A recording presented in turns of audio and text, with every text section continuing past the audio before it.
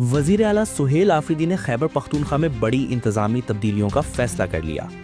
ذرائع کے مطابق بانی پی ٹی آئی نے سہیل آفریدی کو اپنی مرضی سے کابینہ تشکیل دینے کا اختیار دے دیا، تاہم کسی وزیر کی کابینہ میں شمولیت کا فیصلہ تاحال نہیں ہوا۔ پارٹی ذرائع کا کہنا ہے کہ بانی نے خیبر پختونخوا اور پنجاب میں ایڈوائزری کونسل کے قیام کی تجویز مسترد کر دی، جس کا مقصد سہیل آفریدی اور عالیہ حمزہ کو مکمل بااختیار بنانا ہے۔ بانی کا پیغام وزیر اعلیٰ کو پہنچا دیا گیا ہے، جس میں واضح کہا گیا ہے کہ صرف سہیل آفریدی صوبے میں حکومت چلائیں۔ آئی جی کے پی اور چیف سیکرٹری خیبر پختونخوا میں نئی کابینہ کی تشکیل بانی پی ٹی آئی سے وزیر اعلیٰ سہیل آفریدی کی ملاقات تک مؤخر کر دی گئی۔ ذرائع نے بتایا کہ کابینہ کے حوالے سے حتمی فیصلہ ملاقات میں مشاورت کے بعد کیا جائے گا۔